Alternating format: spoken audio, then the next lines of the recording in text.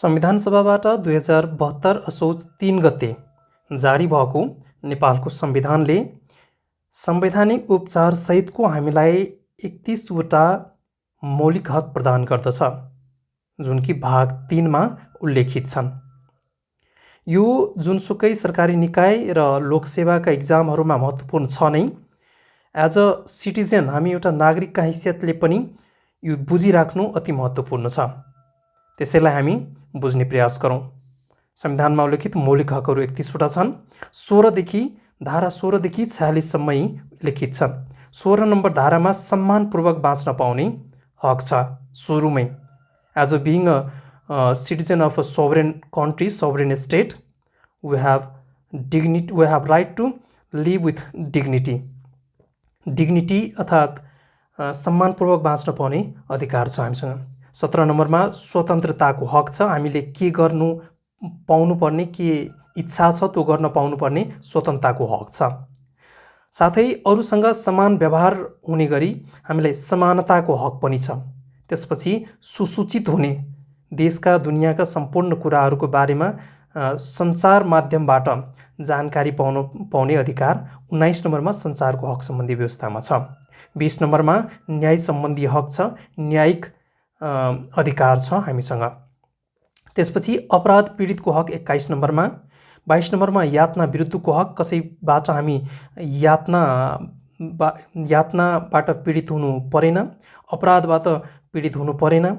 23 नम्बरमा निवारक नजरबन्द विरुद्धको हक, नजरबन्दमा पारिने पनि नमिल्ने भने हामीलाई हक उपलब्ध छ।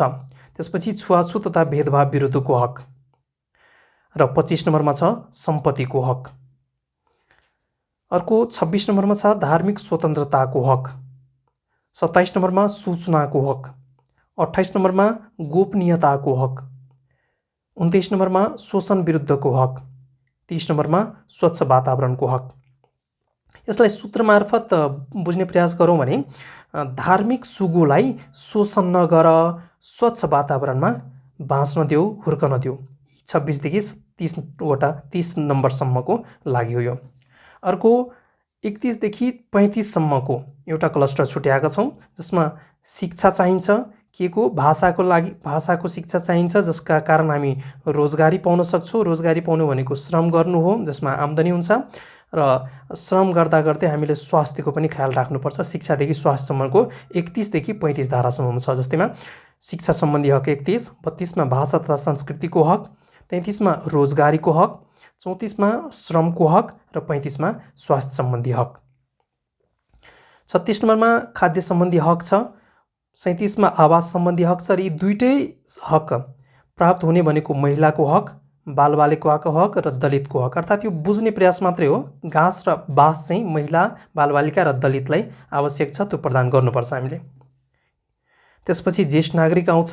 ज्येष्ठ नागरिकको हक, उनलाई 42 नम्बरमा सामाजिक न्यायको हक, 43 नम्बरमा सामाजिक सुरक्षाको हक र त्यसपछि उद्देश्य भन्ने हुन्छ उपभोक्ताको हक, देश निकाला विरुद्धको हक र संवैधानिक उपचारको हक। देश निकाला विरुद्धको हक भनेको देशबाट कसैलाई पनि अनाहक रूपमा निकाला गर्न पाएन, हैन। सम्मानपूर्वक बाँच्ने पाउने सुरुको हक भनेको मृत्युदण्ड दिन नपर्ने कुरो खासमा यसले जोड दिन्छ।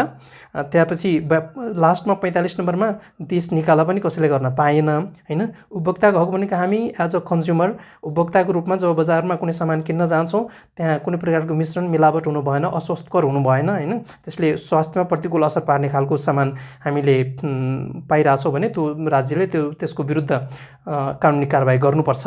त्यो भनेको हक भनेको उपभोक्ताको हक हो।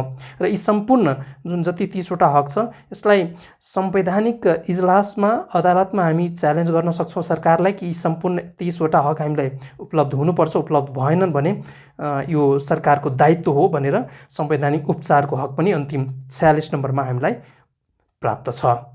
धन्यवाद।